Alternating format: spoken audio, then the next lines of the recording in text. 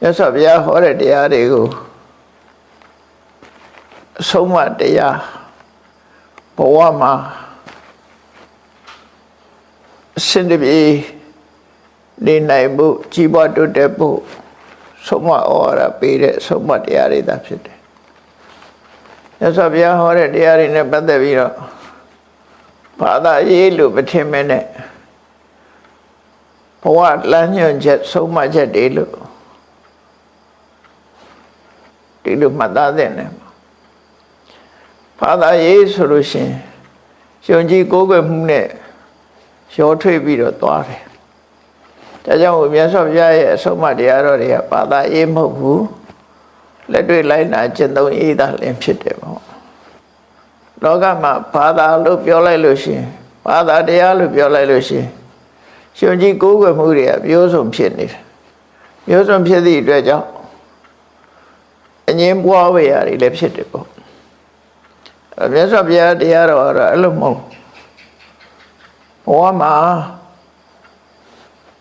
ကိုယ်ဘယ်လိုသွားမယ်ကိုယ်ဘယ်လိုနေမယ်နေ့စဉ်မှာဘာတွေလုပ်မယ်ဆိုတဲ့ဆုံးမဩဝါဒတွေကိုနိုင်မှတ်သားပြီးတော့တန်တရားကလွတ်ဖို့ဘာတွေလုပ်သင့်လဲဆိုတဲ့အမြင့်ဆုံးအဆင့်ထိအောင်တန်တရားထဲမှာဘယ်လိုချမ်းသာအောင်နေမယ်တန်တရားကလွတ်ဖို့အတွက်ဘာတွေလုပ်မယ်ဆိုတဲ့ဆုံးမသွန်သင်ချက်တွေဟောကြားထားတာဖြစ်လို့ဘာသာရေးလို့ပြောမဲ့အစားပညာရေးလို့ပြောရင်တော့ပို့ပြီးတော့အဆင်ပြေနိုင်တယ်ပေါ့တကယ်ပညာရေးပဲလူတွေရဲ့တတိလိမ္မာအသိပညာဖွံ့ဖြိုးဖို့အတွက်မြတ်စွာဘုရားဟောတာဖြစ်တယ်အဲ့တော့အထူးသတိထားရမှာကမြတ်စွာဘုရားကိုယ်တိုင်ကမိန့်ကြားခဲ့တာရှိတယ်နာဟံလောကေနဝိဝရမိငါလောကလူသားတွေနဲ့မငင်းခုံပါဘူးလောကနဲ့မငင်းခုံဘူးဆိုတာငါဘယ်သူနဲ့မှဘာသာတရားဆိုပြီးတော့အငင်းပွားတာမလုပ်ဘူးတဲ့လောကောဝဘယဝိဝရတိလောကသားတွေကသာငါနဲ့ငင်းခုံနေကြတာတဲ့လောကမှာပညာရှိပုဂ္ဂိုလ်တွေကရှိတယ်လို့ပြောတာကိုလည်းမြတ်စွာဘုရားရှိတယ်လို့ပဲဟောတယ်ပညာရှိပုဂ္ဂိုလ်တွေကမရှိဘူးလို့ပြောရင်လည်းမရှိဘူးပဲဟောတယ်ဆိုလိုတာကလောကမှာရှိတဲ့တကယ်ပညာရှိတွေရဲ့အဆုံးအမနဲ့မြတ်စွာဘုရားအဆုံးအမတူတူပဲလို့ဆိုလိုတဲ့အခြေခံအပြင်ပညာရှိပုဂ္ဂိုလ်တွေဆုံးမစကားနဲ့မြတ်စွာဘုရားရဲ့ဆုံးမစကားကွဲလွဲမှုမရှိဘူးအခြေခံအပြင်ကွဲလွဲမှုမရှိဘူးမြတ်စွာဘုရားဆုံးမကပို့ပြီးတော့တိကျလာတယ်ပို့ပြီးတော့သိကြလာတယ်ပို့ပြီးတော့ပြည့်စုံလာတယ်ဆိုပါစို့ဖယားပွဲမှာသိရတဲ့တရားဟာသီလတရားသမာဓိတရားမဟုတ်ဘဲနဲ့ဝိပဿနာပညာတရားသာလည်းဖြစ်တယ်အခြေခံဖြစ်တဲ့လောကမှာကြီးပွားတိုးတက်ရေးတွေကိုကျင့်သီလနဲ့ပြည့်စုံရေးတွေသမာဓိကျင့်စဉ်တွေကျင့်မှုတွေဒါတွေနဲ့ပတ်သက်လာလို့ရှင်ကတော့ပညာရှိတွေလက်ခံကျင့်သုံးတဲ့အတိုင်းပဲမြတ်စွာဘုရားပြန်ဟောတာတွေပဲသို့တော့မြတ်စွာဘုရားဟောတဲ့အခါကျတော့ပို့ပြီးတော့ပြည့်စုံလာတယ်လို့တော့ပြောလို့ရတယ်အဲ့ဒီထဲမှာဖယားပွဲမှသာသိရတဲ့တရားကတော့ဝိပဿနာတရားပဲဖြစ်တယ်ဘယ်ဘာသာတရားကမှဝိပဿနာတရားကိုမဟောကြားနိုင်ခဲ့ဘူးမြတ်စွာဘုရားကိုယ်တိုင်ကိုယ်ကလည်းသူပတ္တပရပိုက်ကြီးကိုနောက်ဆုံးအချိန်မှာမိန့်ကြားထားတဲ့စကားရှိတယ်နှစ်ပေါင်း52နှစ်အတွင်းဝိပဿနာတရားရဲ့တစိမ့်တေသကိုညွှန်ပြနိုင်တဲ့ဘာသာတစ်ခုမှမရှိခဲ့ဘူးလို့နှစ်ပေါင်း52နှစ်ဆိုတာဘာပြောတာတော့မြတ်စွာဘုရားဘာသာတရားအသိပညာကိုတရားဓမ္မကိုရှာဖွေတဲ့နှစ်ကိုပြောတာ ရှာဖွေပြီးတော့ဟောကြားဖြန့်ဖြူးတဲ့နှစ်တွေကိုပြောတယ်အဲ့မြတ်စွာဘုရားတရားရှာတာဘယ်ကစရှာတာတော့ဆို29နှစ်ရွယ်စရှာအသက်29နှစ်မှာတောထွက်ပြီးတော့တရားရှာတယ်အဲ့တော့တရားရှာတာက6နှစ်ဖျားဖြစ်နဲ့လှည့်လည်ပြီးတော့တရားဟောတာက45နှစ်အဲ့ဒီနှစ်ခုပေါင်းလိုက်လို့ရှိရင်52နှစ်အဲ့ဒီ52နှစ်အတွင်းမှာဝိပဿနာတရားရဲ့ကိုအပြည့်အဝမပြောနဲ့တစိမ့်တတိတတောင်ဟောကြားနိုင်တာမရှိဘူးလို့ဗျာအဲ့တော့ဝိပဿနာတရားတည်သားလင်မြတ်စွာဘုရားပွဲမှာကျင့်သုံးရတဲ့တရားဆိုအဲ့ဒီလိုပြောလိုက်လို့ဝိပဿနာတရားကိုဝိပဿနာတရားတည်သားလင်တရားဉာဏ်ရည်တရားမဟုတ်ဘူးလို့တော့ဒီလိုပြောတာမဟုတ်ဘူးเนาะကောင်းတယ်ဆိုတာဟိုကလည်းကောင်းတာပဲဒါလည်းကောင်းတာအကောင်းကိုကောင်းလို့ပဲပြောမှာပဲဝိပဿနာတရားရဲ့အခြေခံဖြစ်တဲ့သီလဆိုတော့လည်းကျင့်ရမှာပဲသမာဓိဆိုတော့လည်းကျင့်ရမှာပဲဝိပဿနာဆိုတော့လည်းကျင့်ရမှာ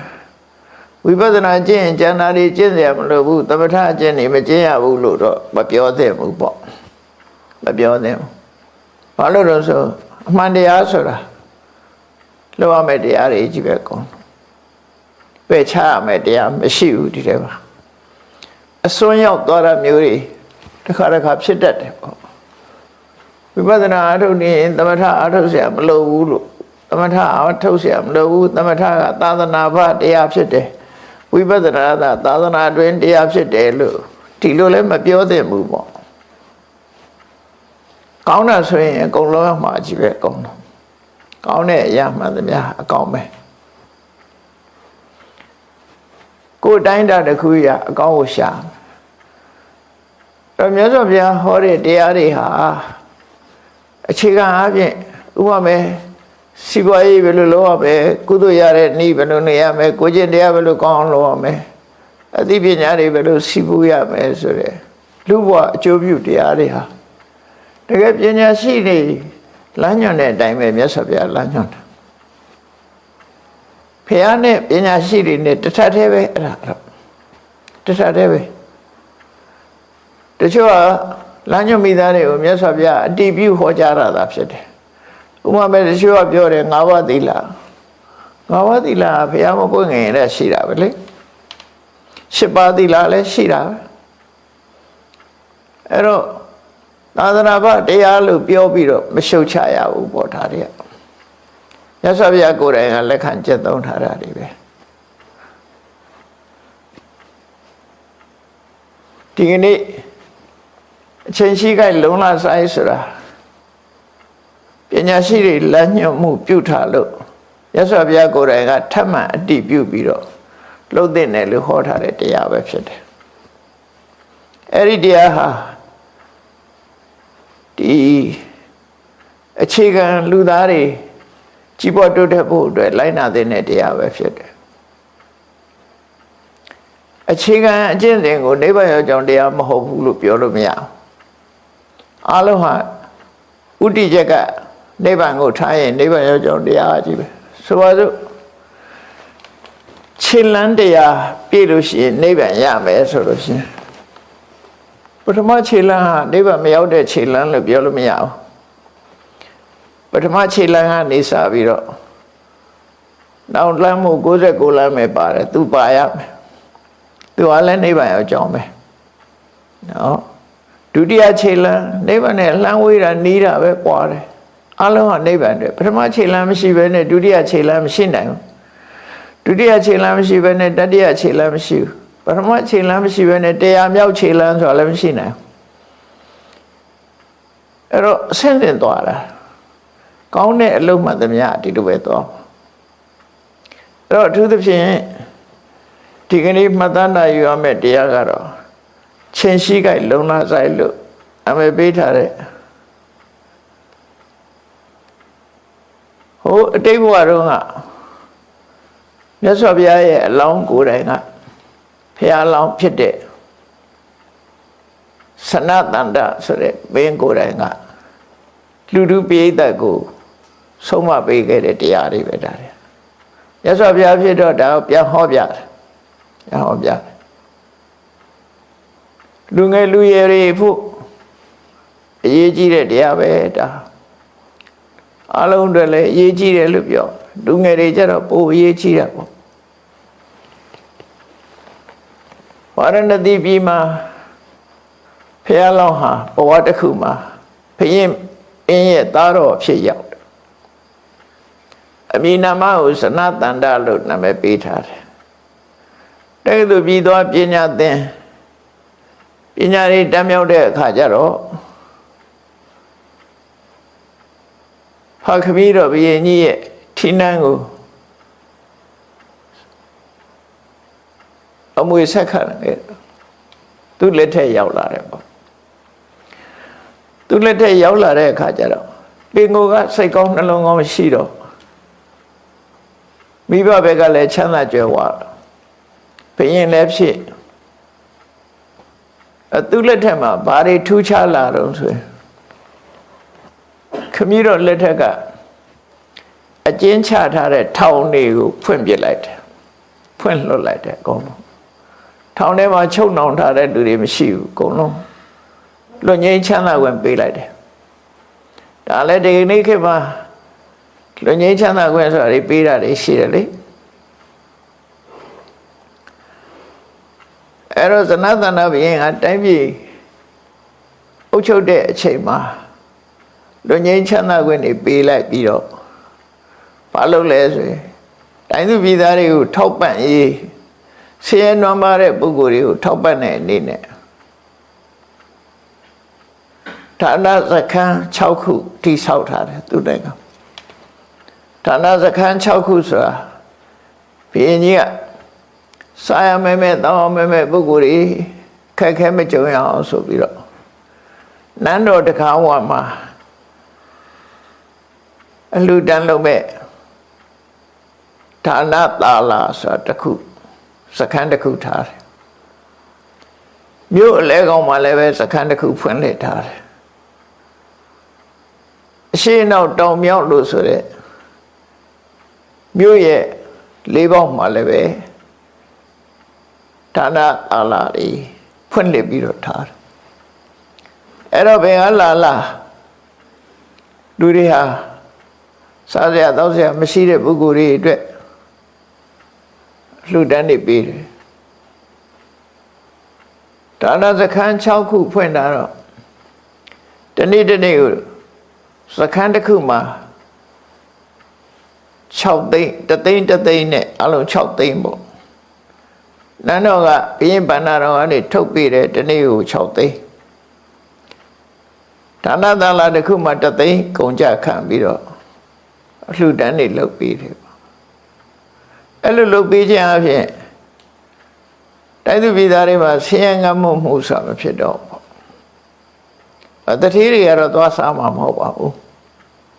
စားနိုင်တဲ့လူတွေကစားမှာမဟုတ်ဘူးမစားနိုင်တဲ့ပုဂ္ဂိုလ်တွေကအဲ့ဒီမှာသွားစားလို့ရအဲ့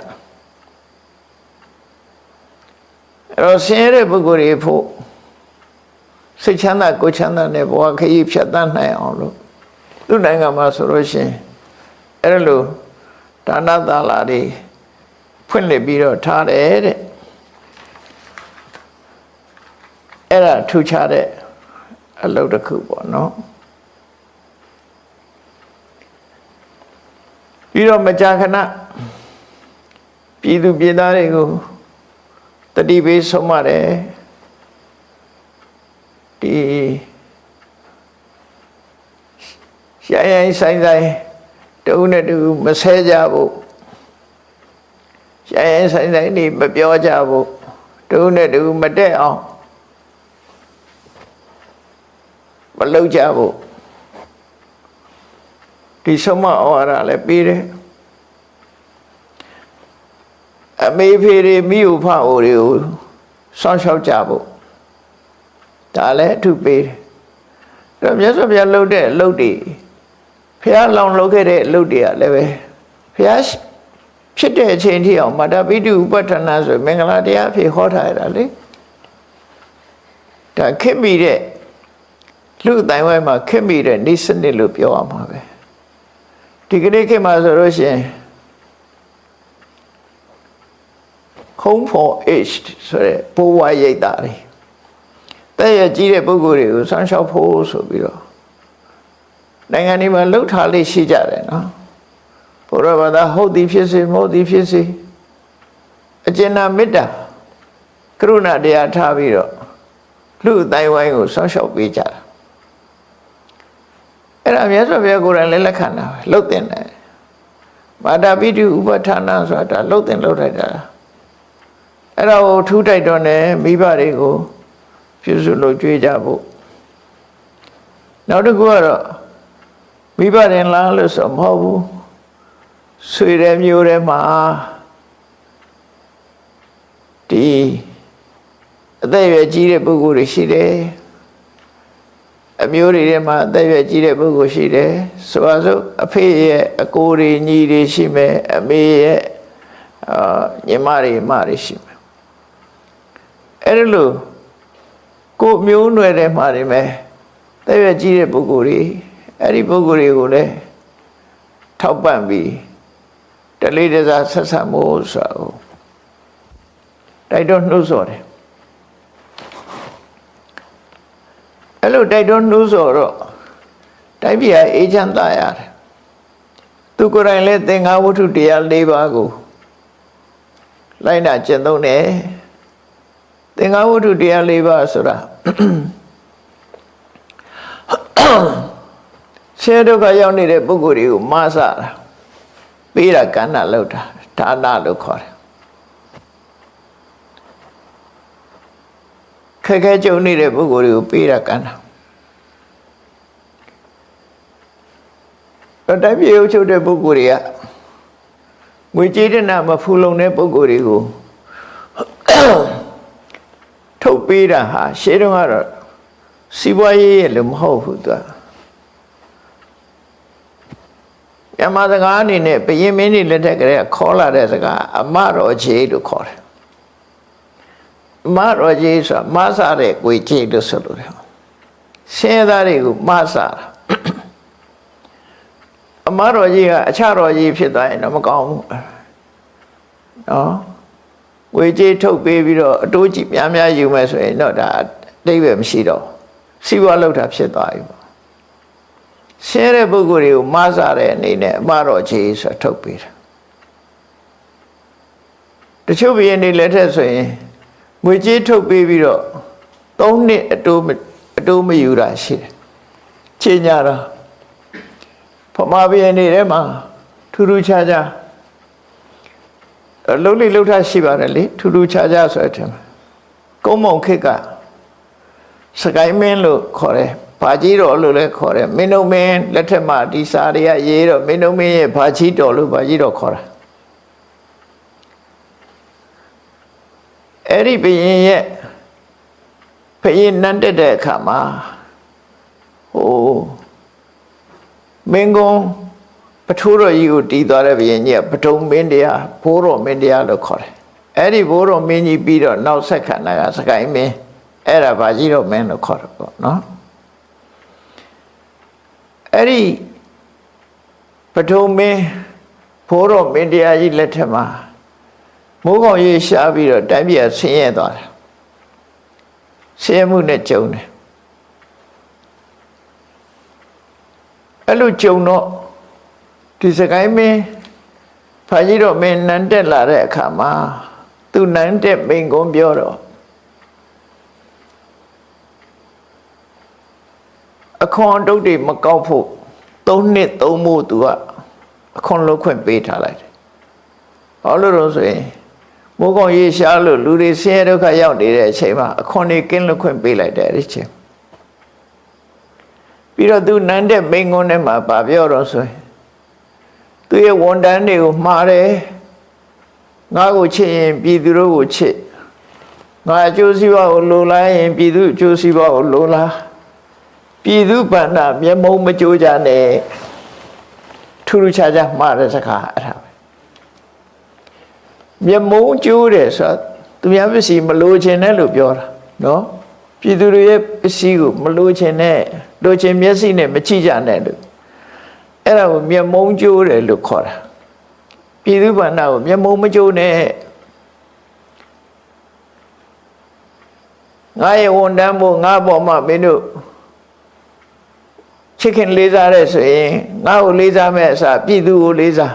သူတို့ဆိုလို့တယ်ပေါ့နော်ငါ့ကိုချစ်လင်ပြည်သူတို့ကိုချစ်ဆိုတာ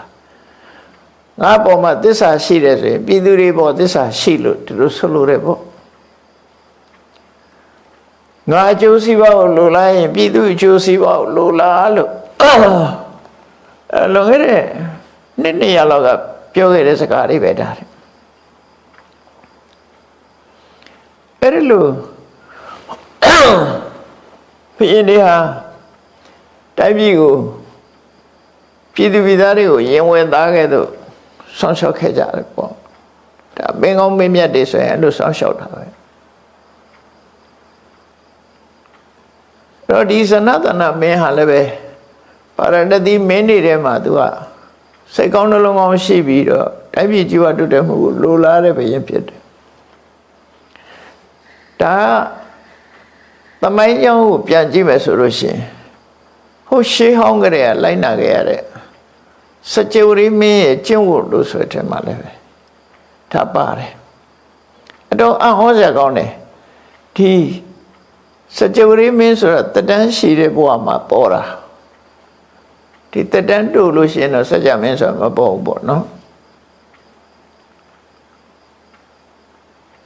အဲ့တော့စကြဝဠာမင်းတွေက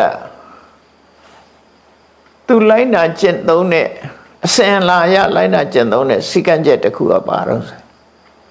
အတဏနံတဏမနုပါတိတပံတဏကျေးငွေမလုံလောက်တဲ့ပုဂ္ဂိုလ်တွေကိုတဏကျေးငွေထောက်ပံ့ရမယ်ဒါဘုရင်ကျင့်ဝတ်တယ်မှာပါတယ်ဥပဒေပဲဒါတိုင်းပြည်မှာဆင်းရဲမွဲတေနေတဲ့လူတွေကိုထောက်ပံ့ပေးရမယ်အဲ့ဒီစနစ်ကဘယ်သွားတွေ့တော့ဆိုအင်္ဂလိပ်တွေသွားတွေ့နေတယ်လှုပ်ထားတယ်လေဗမာလည်းရှိမှာပါရာဇဝင်လည်းရှိလေဘာရာဇဝင်မှလည်းရှိတာဒါပေမဲ့နိုင်ငံခြားတိုင်းပြည်တွေမှာလည်းပဲကြည်လေအလောက်ကမရှိဆင်းရဲနေတယ်ဆိုတဲ့ပုဂ္ဂိုလ်တွေကိုထောက်ပံ့ကြေးပေးထားတာဒီကနေ့ခေတ်ထိအောင်အမေရိကန်မှာလည်းအဲ့လိုထောက်ပံ့ပေးထားတယ်ရှိတယ်နော်ထောက်ပံ့ပေးထားတာအလုံးမရှိတဲ့လူတွေသူတို့ကတော့ဘယ်လိုတွက်တာတော့လို့ဆိုလို့ရှိရင်အကယ်၍ထောက်ပံ့ကြေးမပေးလို့သူကပြည်သူပြည်သားတွေရဲ့ပစ္စည်းကိုခိုးဆိုးလူယူတိုက်ခဲ့မယ်ဆိုရင်ကုန်ကြစိတ်ကသူ့ထောက်ပံ့တာလည်းပိုများသွားမယ်အမှုတွေကံရတွဲရလို့ရသူ့ကိုထောက်ပံ့ထားလိုက်လို့ရှိရင်ကုန်ကြစိတ်သက်သာတယ်တိုင်းပြည်လည်းအေးချမ်းတယ်ဆိုရွှေချက်နဲ့လို့ထောက်ပံ့အဲ့ဒါဒီဗုဒ္ဓစာပေထဲမှာလည်းပဲအတဏနာဓနမနုပါတိတပံဆိုတဲ့စကားပါတယ်ဓနချင်းငွေမတတ်နိုင်တဲ့ပုဂ္ဂိုလ်ကိုဓနချင်းငွေထောက်ပံ့မှာဆိုတာတော်ခက်မိတဲ့ဒီစနစ်တို့ခုခေတ်ကလူတွေကတော့လွတ်တော့ဒါပေမဲ့ဟိုရှေ့တုန်းကတည်းကရှိတယ်နော်စကြဝဠာမင်းနေမှာသားစဉ်မြေးဆက်လိုက်နာကျင့်သုံးမှုချမှတ်တဲ့ထဲမှာထားပါတယ်မြဲတာအဲ့ဒါနဲ့ပတ်သက်ပြီးတော့ဆက်ပြောမယ်ဆိုလို့ရှိရင်ဒီကဥပဒေကိုဖောက်ဖျက်တဲ့ဘုရင်လက်ထက်မှာပြဿနာတက်တယ်ပြဿနာတက်လာလို့ရှိရင်ဖြေရှင်းလို့မရတော့ဘူးဖြေရှင်းလို့မရနိုင်တဲ့အတိုင်းအတာတစ်ခုရောက်သွားတယ်အဲ့ဒီစကြဝဠာမင်းရဲ့ဆက်ခံတဲ့သားစဉ်မြေးဆက်ဘုရင်တွေထဲမှာဒီဥပဒေကိုဖောက်ဖျက်တဲ့ဘုရင်ရှိတယ်အဒနာနံဒနမနုပါတိတပံဒနကျေးငွေမရှိတဲ့ပုဂ္ဂိုလ်ဒနကျေးငွေထောက်ပံ့မှာလို့ဆိုထားရတဲ့နဲ့သူကမထောက်ပံ့အဲ့ဒါကိုသူမထောက်တော့ဘာပြဿနာတက်လာတော့ဆိုဆင်းရဲမွဲတေမှုတွေတိုးလာတဲ့အခါလူဆိုတာငတ်လို့ရှိရင်မစားရမနေနိုင်ဘူးလေအဲ့တော့ဘာလို့တော့ခိုးစားတာပေါ့ ခိုးစားတဲ့ခါဟာတခိုးဆိုပြီးတော့ဖမ်းပြီးတော့ဘုရင်စီတိုင်ကြတယ်ဒါပြစ်မှုပေါ်လာတာပဲဒါတခါပဲတခိုးပါဆိုပြီးတော့တိုင်တဲ့အခါကျဘုရင်ကြီးကိုယ်တိုင်စစ်ဆေးတယ်ဒီပြစ်မှုကျူးလွန်တယ်မင်းခိုးစားရဲဆိုတာဟုတ်သလားခိုးရဲဆိုတာဟုတ်သလားဟုတ်ပါတယ်ဘာလို့ခိုးတာကျွန်တော်မျိုးစားကြမရှိလို့ပါအဖြေရတာပဲလေအဲ့ဒီအချိန်ကျမှခုနစီကံဥပဒေဘယင်ကိုယ်တိုင်ကမချင့်သုံးခဲ့သည့်အတွက်ကြောင့်အဲ့ဒီပြဿနာပေါ်တာအဲ့လိုပြဿနာပေါ်တဲ့အခါကျတော့မှသူကဖြေရှင်းလိုက်တာသူဖြေရှင်းလိုက်တာကဖြေရှင်းရမရောက်တော့ဘူးပြဿနာတစ်ခုထပ်တက်သွားတယ်အဲ့ဒါမျိုး side effect ခေါ်တာပေါ့နော် side effect ဆိုတာနေရာတိုင်းမှာရှိတယ်ကိုယ်ကောင်းတယ်ထင်လို့လုပ်တာဘေးထွက်ဆိုးကျိုးတစ်ခုပေါ်လာတယ်ဘုရင်ကြီးကအေးမင်းစားစရာမရှိလို့ရှိရင်ရော့ဆိုပြီးတော့ငွေပေးလိုက်တယ်ထောက်ပံ့ပေးလိုက်တယ်အဲ့ဒီကျမှသွားထောက်ပံ့တာနောက်ကျသွားအဲ့လိုထောက်ပံ့လိုက်တဲ့အခါကျတော့ဘုရင်ကတော့စဉ်းစားတာတော့ဒီကောင်ခိုးတဲ့ကောင်ကိုထောက်ပံ့လိုက်လို့ပေးလိုက်လို့ရှိရင်နောက်မခိုးတော့ဘူးပေါ့ဒီခိုးမှုကြီးကရပ်သွားလိမ့်မယ်ထင်မဟုတ်ဘူးလူတွေရဲ့စိတ်ထဲမှာဘယ်လိုဖြစ်သွားတော့ဟာခိုးလို့ဘုရင်ကဆူကြတယ်ဆိုထင်သွားကြရောဒါလည်းထင်စရာကြီးပဲလေခိုးတဲ့ကောင်အပြစ်ပေးရမှာအပြစ်မပေးဘဲနဲ့ဗက်ဆန်တောင်မရသေးတယ်ဆိုတော့လူတွေစိတ်ကဒါခိုးလို့ဗက်ဆန်ရတာငါလည်းခိုးမဲ့ဆိုဖြစ်လာအလုံးဝဖြေရှင်းလို့မရတော့တော့ပဲဒီပြဿနာဒါကြောင့်ဥပဒေတစ်ခုဟာပုံမှန်လိုက်နာပြီးတော့အစင်လာရထိမ့်သိမ့်လာမှမထိမ့်သိမ့်ဘူးဆိုလို့ရှိရင် side effect ကတက်လာသိကြပါဦးတက်လာနောက်မှဖြေရှင်းလို့ရှိရင်ပြဿနာဖြေလို့မရတော့တစ်မျိုးပြီးတစ်မျိုးပြဿနာတွေတက်လာနိုင်တယ်ပေါ့အဲ့တော့ဒါကြောင့်မို့ဘုရင်ဆိုတာသင်္ဃဝတ္ထုတရား၄ပါးနဲ့နေရမယ်ဒါနဆိုတာကိုယ်နိုင်ငံထဲမှာဆင်းရဲတဲ့ပုဂ္ဂိုလ်တွေကိုဒီတိုင်းပြစ်မထားရဘူးထောက်ပံ့ပေးရမယ်ဘုသူဘောဖြစ်ဖြစ်ဆက်ဆံတဲ့အခါမှာချိုးသားစွာဆက်ဆံငါဘုရင်ပဲဆိုလူတွေတိုင်းဟောက်နေလို့မရဘူးလေငါဘုရင်ဆိုပြီးတော့ဟိုလူဟောက်ဒီလူဟောက်ဟုတ်မုန်းမှာပဲလေအဲ့တော့ဘသူနဲ့တွေ့ဘုရင်ဟာချိုးသားသားနဲ့စကားပြောတဲ့ပုဂ္ဂိုလ်ဖြစ်ရနောက်တစ်ခုကတော့ဘုရင်ဟာပြည်သူပြည်သားတွေရဲ့အကျိုးကိုကြိုးစားရမယ်လုပ်ပေးရမယ်တမနတ္တတာဘုရင်ဟာခွင့်တူးကံပုဂ္ဂိုလ်မထားဘဲနဲ့ပြည်သူတွေနဲ့စိတ်ခံစားမှုကတန်းတိဖြစ်ရမယ်နေရမယ်လို့ဆိုလို့သူကသူဘုရင်ဖြစ်လို့ဘုရင်အခွင့်အရေးတွေသူ့ဟာနဲ့သူရှိတော်လည်းပဲပြည်သူပြည်သားတွေပေါ်မှာအထင်သေးဆက်ဆံတာမလုပ်ဘူးပေါ့နော်တန်းတူဆက်ဆံနိုင်ရမယ်လို့ဒီလိုဆိုလိုတာပေါ့နော်တမနတ္တတာကိုလိုပဲသူတို့ချမ်းချမ်းသာသာနေစေခြင်းနဲ့တွားထားပြီးပေးကမ်းတယ်အဲ့ဒါကိုသင်္ဃဝတ္ထုတရား၄ပါးလို့ခေါ်တယ်အဓိကတော့စီယုံကြီးတရား၄ပါးလို့ဆိုလိုတယ်အဲ့ဒီလိုစနတနာမင်းကြီးသူ့လက်ထက်မှာပြုပြင်ပြောင်းလဲမှုတွေလုပ်လိုက်တယ်သင်္ဃဝတ္ထုတရား၄ပါးနဲ့ညီတက်ပြီးကိုအချုပ်တယ်အချုပ်ပြီးတော့လူတွေကိုအမြဲတမ်းတတိပေးတယ်ရှာရဲဆိုင်တိုင်းမပြောကြဘူးယဉ်ကြီးတူနဲ့တူဆက်ဆံကြဖို့ဒါနကောင်းမှုတွေလုပ်ကြဖို့ကိုကျင့်တရားကောင်းအောင်ကြိုးစားကြဖို့ဥပုသ်နေ့ခါသမယမှာဥပုသ်ဆောင်ကြဖို့ဒါဥပုသ်ဆိုတာခုခေတ်ဘာသာတရားအရာဥပုသ်ဆိုတာရှိနေတာပဲလေဥပုသ်ဆောင်တယ်ဆိုတာရှိဥပုသ်ရဲ့အဓိပ္ပာယ်ကဥပောဒထဆိုပါဠိစကားလာတာ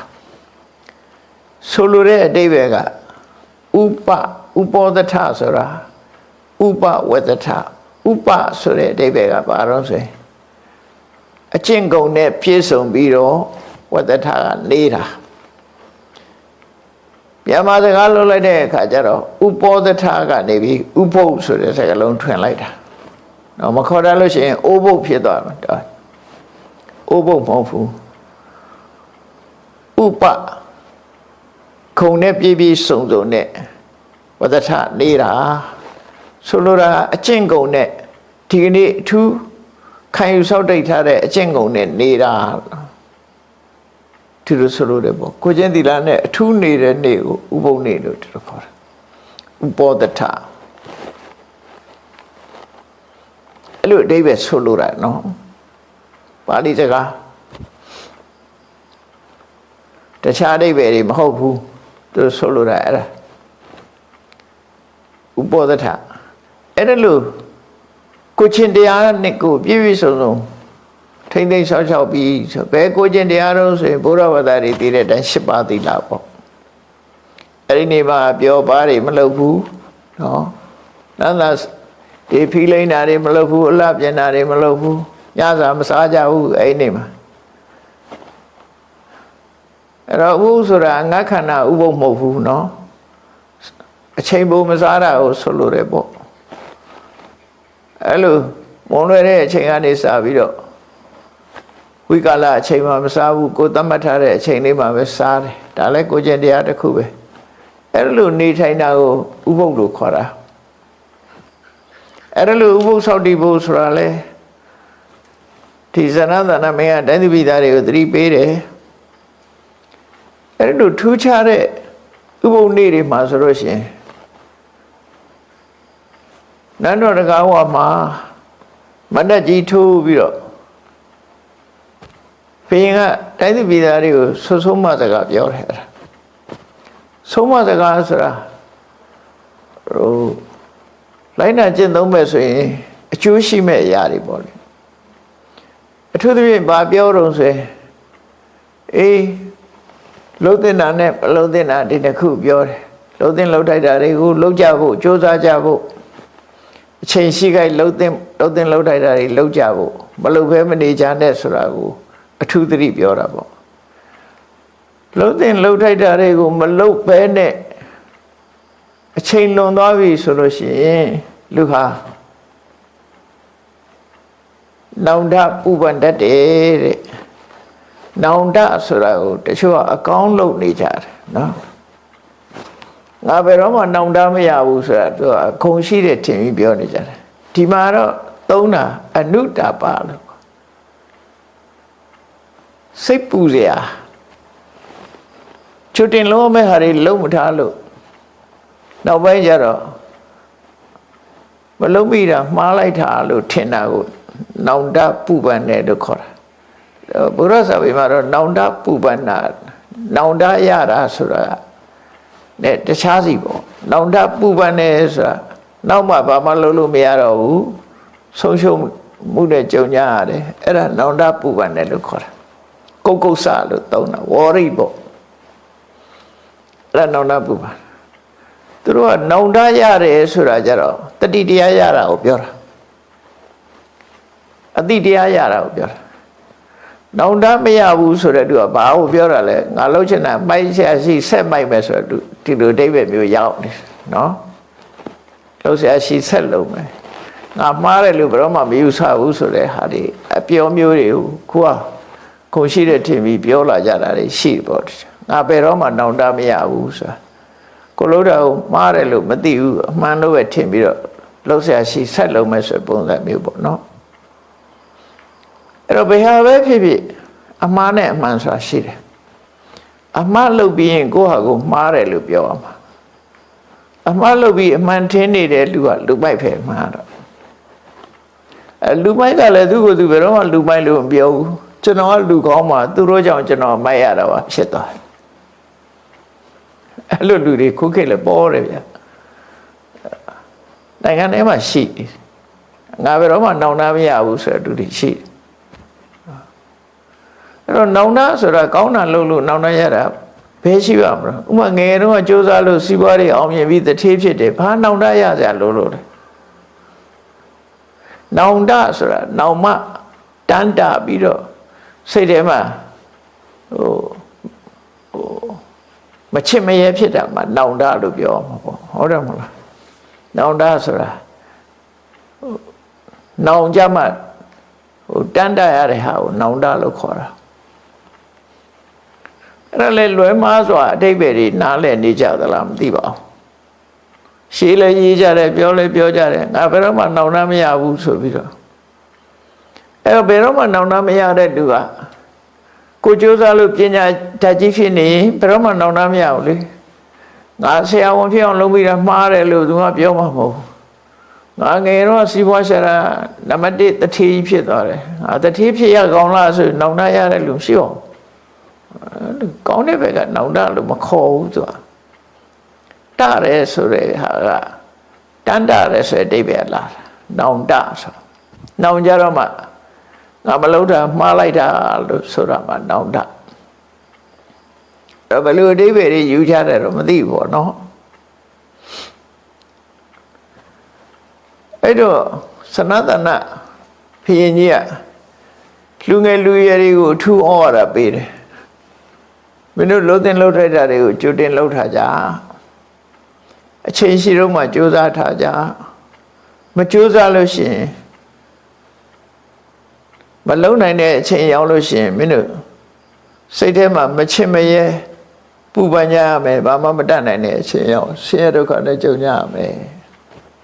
အဲဒါကြောင့်လှုပ်တင်လှုပ်ထိုက်တာတွေကို तू ကပြည်သူတွေကိုတစ်လ2ချိန်ဆုံးမဩဝါဒပေးတာလေအဲ့ဒါလေးတွေကိုထီဆက်လမ်းမှာမှတ်တမ်းတင်ထားတာ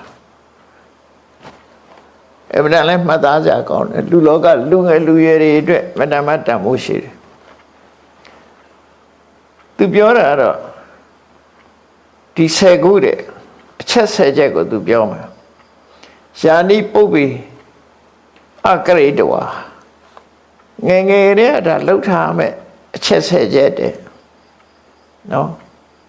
အဲ့ဒါတွေကိုမလုပ်ဘူးဆိုရင်သပ္ပစ္စမနုတ္တပတိနောင်ရောက်တဲ့အခါကျတော့စိတ်ဆင်းရဲလိမ့်မယ်နောင်တပူပန်ရလိမ့်မယ်လှုပ်တဲ့အချက်10ခုကိုမင်းလှုပ်ထားပါလှုပ်ထားကြမလှုပ်ဘူးဆိုလို့ရှိရင်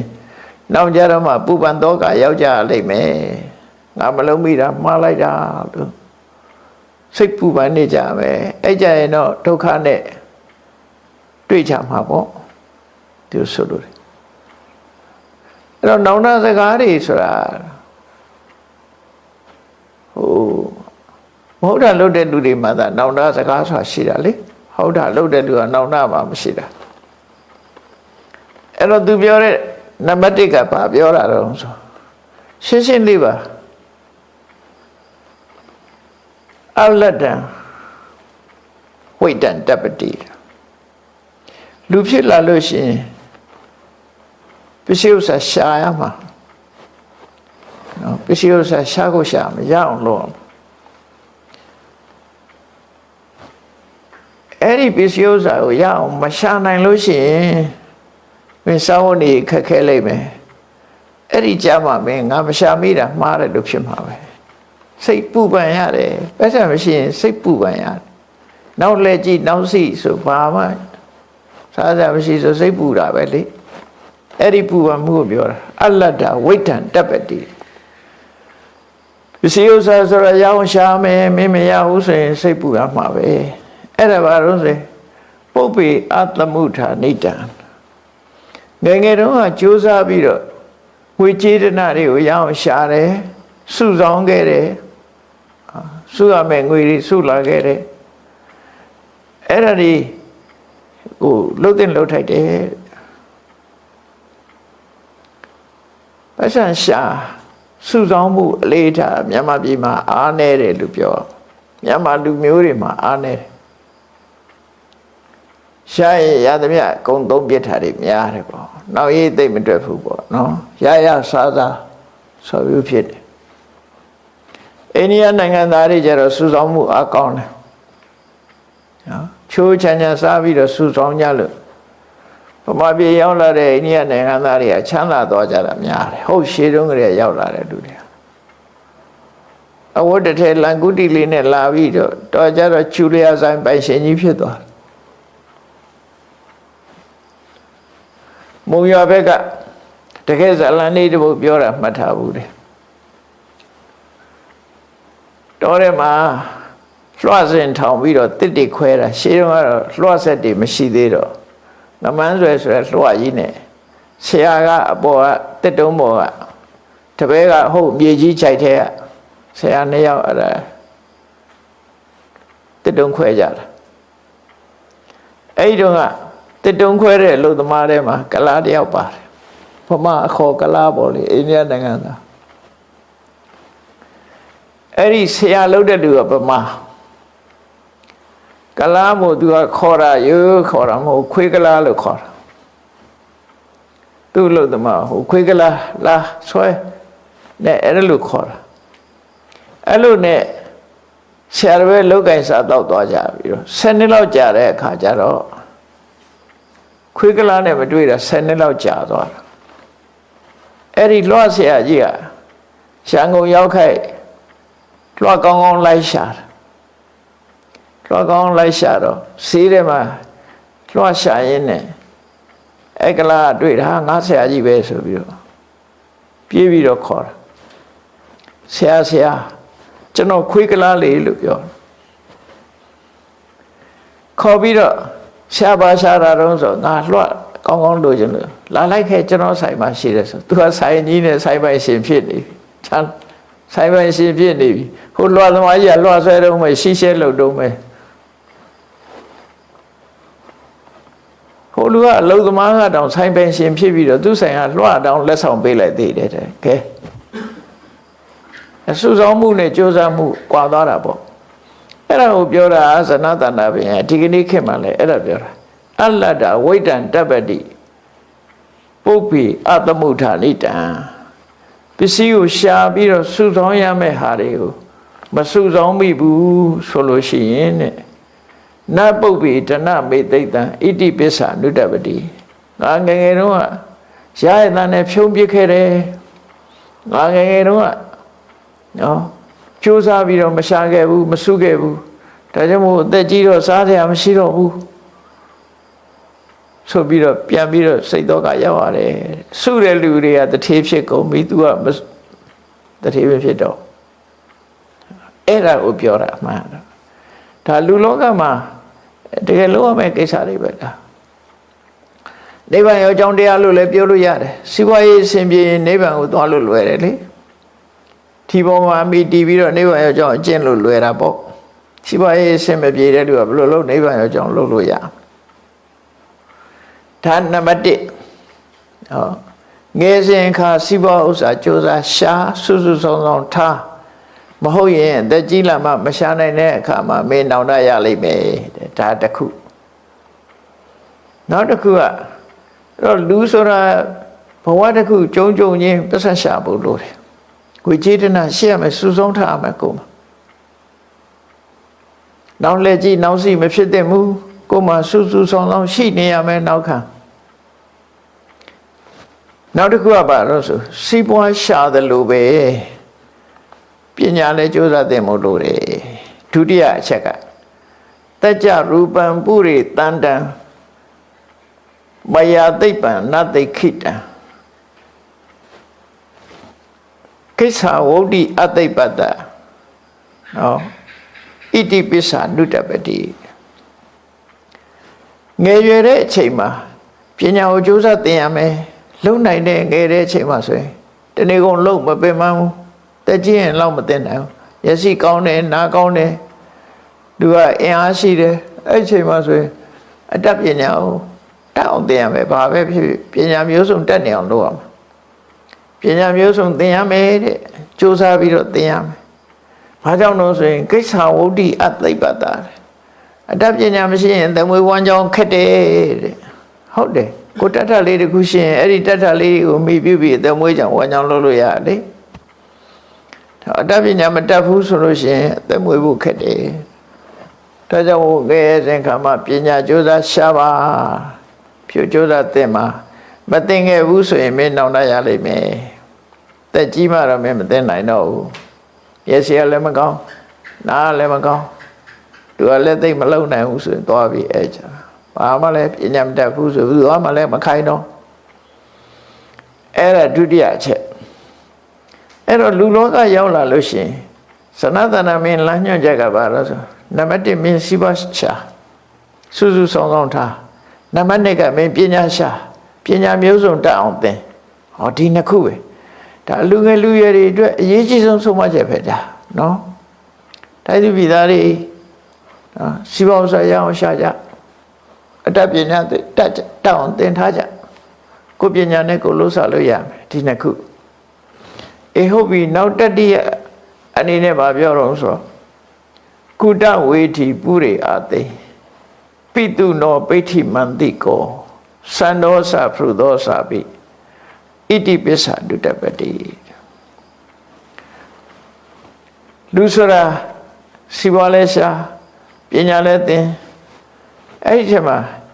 ရိုးသားဖြောင့်မတ်ဖို့ကိုချင်းတရားကောင်းဖို့လိုတယ်တဲ့မရိုးသားတဲ့ပုဂ္ဂိုလ်ကဘာတော့ဆိုရင်ပတ်စံမရှိတော့သူကပတ်စံရှာတယ်ဘာနဲ့ရှာတော့ဆိုကောက်ကျစ်ဆင်လဲတဲ့နေတွေနဲ့ရှာဟိုလူဆရာပတ်စံချီသွားလိုက်ပြန်မပေးဘူးဒီလူဆရာပတ်စံချီသွားလိုက်ပြန်မပေးဘူးနော်လိမ့်လိမ့်လှည့်ပြားတယ်ကုတဝေတိပုရိအသိကောက်ကျစ်ဆင်လဲတယ်အတုလုပ်ပြီးတော့ရောင်းတယ်ပတ်စံရှာရပြီးအဲကြတော့ပညာနဲ့ရှာတာမဟုတ်တော့ဘူးအတုနဲ့ရှာလိမ့်လေပြီးတော့ပတ်စံရှာပြီးတော့လူနှစ်ယောက်ကြားထဲမှာလည်းပဲခုခေတ်စကားနဲ့ဆိုရင်ဂျင်းထဲပေါ့ဟိုလူနဲ့ဒီလူမတက်အောင်လုပ်တာတော့ဒါတွေလည်းလုပ်တယ်ပိဋ္ဌိမန္တိကောတဲ့သူများပိဋ္ဌိမန္တိကဆိုတဲ့စကားလုံးကပိဋ္ဌိဆိုတာကြောမန္တဆိုတာအသာလူတစ်ယောက်ရဲ့ကြောသားကိုစားတယ်လို့အဓိပ္ပာယ်ရတယ်တိုက်ရိုက်အဓိပ္ပာယ်ဒါပေမဲ့ဒါဣရိယံစကားပေါ့ပိဋ္ဌိမန္တိကောဆိုတာဘာတော့ဆိုရင်နောက်ွယ်ကနေပြီးတော့တဆိုးလက်ဆောင်ယူပြီးဒီလူကိုဒုက္ခပေးနေတာဒုက္ခဘာတော့ဆိုလို့ရှိရင်တရားဆွဲတဲ့လူတွေတရားဥပဒေနိုင်အောင်သူကမြောက်ထိုးပင်ကိုလှုပ်တယ်ဒီအမှုသူနိုင်အောင်လုပ်ပေးမယ်ဆိုတဲ့လူမျိုးပေါ့နော်သူကလို့ရှိရင်သူနိုင်အောင်လုပ်ပေးမယ်အမှုဘလောက်ပဲအမှုကထင်ရှားနေသူကနေပြီးတော့ခိုးလူဆက်ပတ်စံယူပြီးတော့သူနိုင်အောင်မျိုးစုံလုပ်ပေးတယ်ခုခေတ်ဆိုရင်တော့ဘာခေါ်တော့ခေါ်ရရှိတယ်လေငှားတာပေါ့လူငှားပြီးတော့လုပ်တာလေ lobby ဆိုတာလေ lobby ငှားထားတာပတ်စံပေးပြီးတော့သူနိုင်အောင်လုပ်တယ်လေအဲ့လို lobby ငှားပြီးတော့စားတဲ့လူတွေကိုပိဋ္ဌိမန္တိကလို့ခေါ်တယ်သူများကြောကိုနောက်ကနေဗမာစကားကတော့နောက်ကျောကနေဓာတ်နဲ့ထိုးတယ်လို့ပြောတာဒီပါဠိကျတော့အဲ့လိုပါဠိစာပေမှာတော့အဲ့လိုမဆိုဘူးသူကဘာဆိုတော့ဆိုပိဋ္ဌိမန္တိကောသူများကြောကုန်းကိုကြောသားကိုစားသူလို့ဆိုနောက်ွယ်ကနေပြီးတော့မတရားလုပ်ပေးတဲ့လူကိုပြောတာပတ်စံယူပြီးမတရားလုပ်ပေးတာဒါတွေကလည်းရှိတာပဲခုခေတ်လည်းရှိနေတာပဲစန္ဒောသဖရုသောသပြီးတယ်ကိုယ်မူရလည်းကြမ်းတယ်စိတ်ဓာတ်ကလည်းကြမ်းအဲ့တော့မဟုတ်တာဆိုအကုန်လုံးတယ်အဲ့ဒီမဟုတ်တာအကုန်လုံးတဲ့ပုဂ္ဂိုလ်ဟာလည်းပဲနောက်ဆုံးအချိန်ရောက်လို့ရှိရင်ငါမဟုတ်တာတွေလုပ်တယ်ဆိုပြီးတော့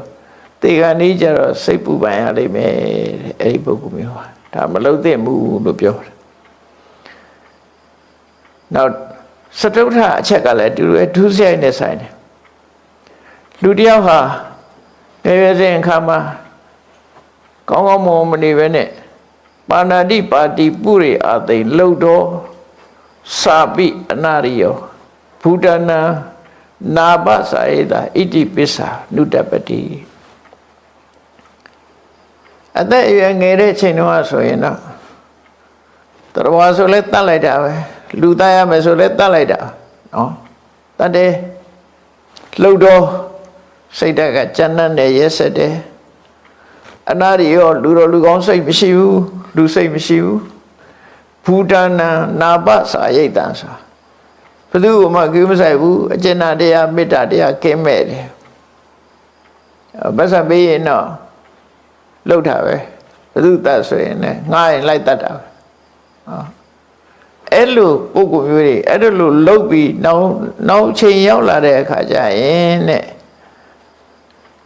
မနေရလို့သိတဲ့အခါကြလို့ရှိရင်သူလှုပ်ရက်တွေပေါ်မှာသူဟာဆင်းရဲဒုက္ခတွေရောက်တော့မှာပဲစိတ်ပူပန်မှုတွေဖြစ်တယ်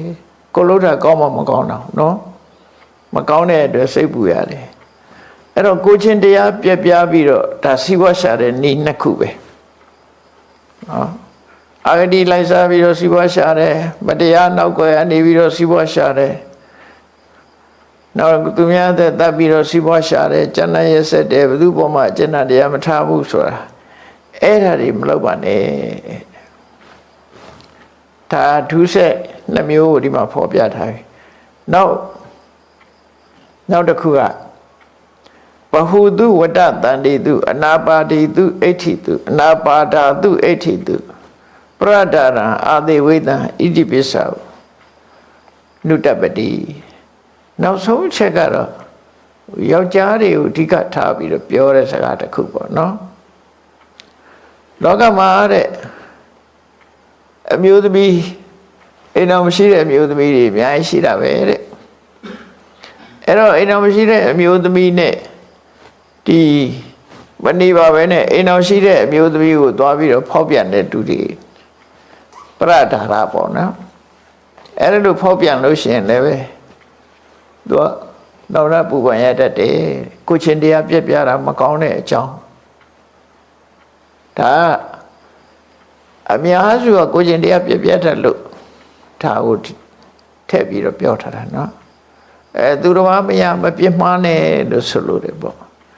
သူတော်မရမပြစ်မှားနဲ့သူများဥစ္စာကိုလိမ်ညာမယူနဲ့သူတော်အသက်ကိုတပ်ဖြတ်ရက်စက်တာတွေမလုံးနဲ့သူတော်မရမပြစ်မှားနဲ့ဆိုတာဒီ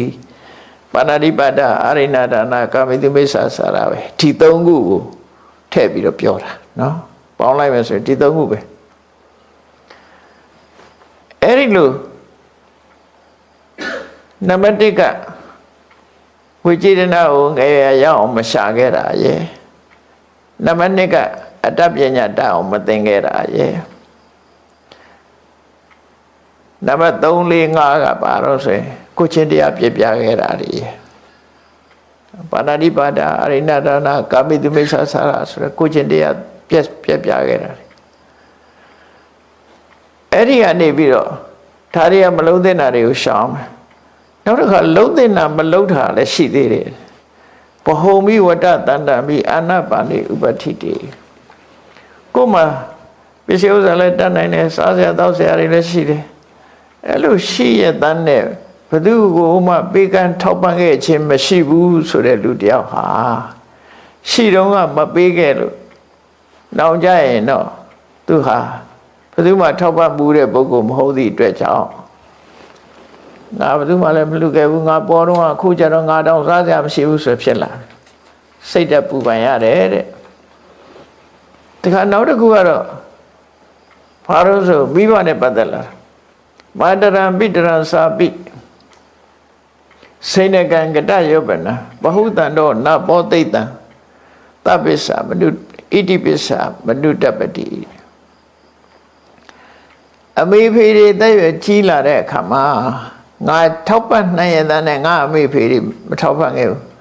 အမေလည်းတည်သွားပြီဖေလည်းတည်သွားပြီငါဘာမှမလုပ်ခဲ့နိုင်ဘူးဆိုပြီးတော့နောက်ဆုံးမှာသူကနောက်တပူပန်ရတတ်တယ်တဲ့အဲ့ဒါငါအမေဖေတွေအတွက်ဘာမှမလုပ်ခဲ့ရဘူးနောက်တစ်ခုကတော့အာစရိယမနုတ္ထာနာသဗ္ဗကာမရတံဟရပိတရံအတိမိညိတာအဖေရှိတဲ့အချိန်မှာအဖေစကားကိုနားမထောင်ပဲနဲ့ခမည်းကြီးခင်မမိပါဘူးကိုနေရကိုနေစမ်းမလို့အဖေပေါ်မှာတာတလာချီးပြီးတော့လုတ်ခဲ့တာတွေနဲ့ပတ်သက်ပြီးသူကတောင်းတပူပန်ရတတ်တယ်မိဘစကားကိုအဲ့လိုမလုပ်ရဘူးလို့ဆိုလို့လေပေါ့နော်ဒါလည်းအဲ့တော့မိဘကိုယူသိလေးစားဖို့ဆိုပြီးတော့ဆုံးမတာအဲ့ဒါတွေပြီးတဲ့အခါကျတော့နောက်ဆုံးမတာတော့သမဏေပြမဏေစာပိသီလဝန္တိဘဟုတုတေနပုပ္ပေနပုပ္ပေပရိယုပယိတံဣတိပိစ္ဆမနုတ္တပတိအကျင့်ကောင်းတဲ့ကိုချင်းသီလနဲ့ပြည့်စုံတဲ့ဘုဒ္ဓရကြွယ်ဝတဲ့သမဏပြမဏတွေဟုတ်လားသမဏပြမဏဆိုတာဘာသာရေးပေါ့နော်ခုဆိုရင်တော့ယဟန္တာငါးတွေပေါ့ဒီလိုပြောလို့ရတာပေါ့အဲ့လိုယဟန္တာငါးတွေကိုချင်းကပ်ပြီးတော့မသိသေးတာတွေသိအောင်မသိသေးတာတွေသိအောင်သိတာတွေကိုပို့ပြီးတော့ရှင်းလင်းအောင်စိတ်ကပ်မေးမြန်းခြင်းမလုပ်ခဲ့ဘူးဆိုပြီးတော့ဆိုလို့ရှိရင်လည်း နောင်တပူပန်ရတတ်တယ်တဲ့အဲ့ဒီပုဂ္ဂိုလ်ဟာနော်နောင်တပူပန်ရတာပဲဒါလဲငါဒီရံပုံနာတွေရဲ့တမနာဗျမနာတွေကိုချင့်ကပ်ပြီးတော့ဒီအသိပညာရှားရှိအောင်မလုပ်ခဲ့ဘူးတရားစကားတွေနားမထောင်ခဲ့ဘူးတရားအသိတွေမရခဲ့ဘူးဆိုပြီးတော့စိတ်ပူပန်ရတတ်တယ်တဲ့နောက်ဆုံးတစ်ချက်ကပါတော့သာဓုဟောတိတပောစိန်နောတန်တောစာပြုပယတိတောနာသပုပ္ပေတပောစိန်နောဣတိပိစ္ဆာနုတ္တပတိအသက်အရွယ်ငယ်တဲ့အချိန်လုံနိုင်တဲ့အချိန်တုန်းကသူစိုက်တရားဆိုကိုချင်းတရားတွေကိုရှင်းကြကြုတ်ကိုအထောဥပမာဥပုသ်ဆောင်ရမယ့်အချိန်စောင့်နေနော်ကောင်းတဲ့အလုပ်တွေဥပုသ်ဆောင်နေတရားထိုင်နေဒီလိုဟာမျိုးတွေလှုပ်လှုပ်ထိုက်တယ်ပေါ့နော်အဲ့ဒါဥပုသ်ဆောင်ခြင်းတရားထိုင်ခြင်းဆိုတဲ့ဒီလိုကိစ္စတွေဟာငါမလုပ်ခဲ့ဘူးတလားလေးတဲ့ဥပုသ်တခါမှမဆောင်ဘူးဆိုတာမျိုးတွေဖြစ်လာတယ်တေခါနေ့ကျတော့သူများတွေဥပုသ်ဆောင်တဲ့လူတွေတူတော်လူကောင်းတွေနဲ့တွေ့တဲ့အခါငါမလုပ်မိဘူးဆိုပြီးတော့ပူပန်ရတတ်တယ်တဲ့အလုံးပေါင်းတော့10ချက်ပဲနော်နံပါတ်1ကစီဝါရအောင်ရှာမယ်ငယ်ရွယ်စဉ်အချိန်မှာစီဝါရအောင်ရှာမယ်ဒုတိယအချက်ကအတ္တပညာသင်ရမယ်တတိယအချက်ကလိမ့်လိလှည့်ပြားပြီးတော့သူများပစ္စည်းကိုမလုပ်ရဘူးစရုဒ္ဓအချက်ကသူများကိုတပ်ဖြတ်တာမျိုးတွေမလုပ်ရဘူးအကျဉ်းတရားထားရမယ်ပင်စမအချက်ကပရဒရကံမကျွလွန်ရဘူးကာမေတုမိစ္ဆာစရမကျွလွန်ရဘူးနော်6ခုမြောက်အချက်ကတော့ကိုယ်မှာရှိရင်ခွဲဝေပြီးတော့ပေးကမ်းတဲ့စွန့်ကြဲတဲ့ဒါနကောင်းမှုလုပ်ရမယ်တဲ့နော်နောက်ရှင်းနံပါတ်အချက်ကမိဘအသက်အရွယ်ကြီးတဲ့မိဘတွေကိုပြုစုဆောင်ရှောက်အောင်မယ်နောက်9နံပါတ်အချက်ကတော့ဒီကိုဖခင်ရဲ့ဆုံးမဩဝါဒသူလုပ်ခဲ့တဲ့ဤစနစ်လေးတွေကိုတနည်းအားဖြင့်ကိုကအထင်မသေးရဘူးပေါ့ကိုမိဘကိုအထင်သေးစောရတာမျိုးမလုပ်ပါဘူးနောက်သမဏဗျမနာတွေကိုပညာရှိတဲ့ပုဂ္ဂိုလ်တွေချင့်ကပ်ပြီးတော့ဘာသာတရားကိုလေ့လာတာလုပ်ရမယ်နောက်ကိုယ်တိုင်လည်းကျင့်သုံးရမယ်ဆိုဒီအချက်10ချက်အဲ့ဒီလုပ်ရမယ့်ဟာတွေကိုမလုပ်ဘူးဆိုလို့ရှိရင်နောက်နောက်ပူပန်ရတတ်တယ်ဆိုပြီးတော့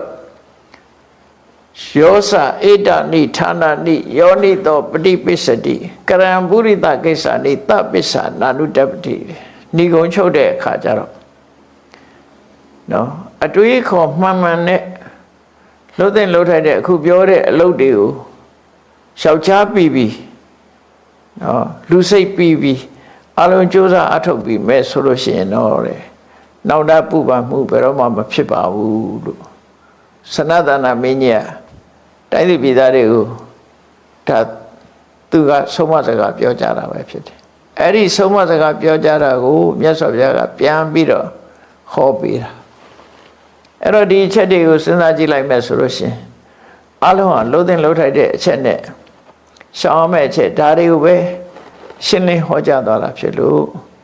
ဒါဟာမြတ်စွာဘုရားဟောတဲ့ကိုကျင့်တရားနဲ့ထပ်တူထပ်မြတ်ဖြစ်ပြီးလှုပ်တဲ့လှုပ်ထိုက်တဲ့အလုပ်တွေသာဖြစ်တယ်ဒီတိုင်းကျင့်သုံးနေထိုင်ကြမယ်ဆိုရင်ဘဝမှာကြီးပွားတိုးတက်နိုင်တယ်ဆဲတော့ကမရောက်နိုင်ဘူးဆိုတာကိုယ်စီမှတ်သားပြီးတော့ဒီအချက်များကိုရှောင်တဲ့နာရှောင်လှုပ်တဲ့နာလှုပ်ပြီးကြိုးစားအထောက်နိုင်ကြပါစေကုန်သတည်း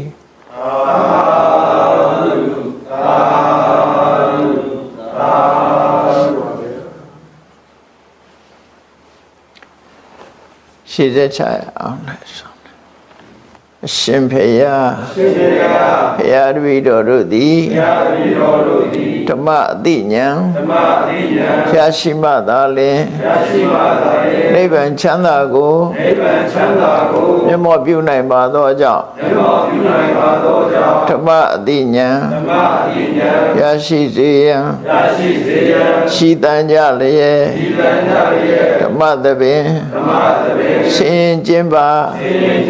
ပြုလုပ်ကြ၍အမတဒါနဓမ္မဒါနတရားအလှူတော်ကို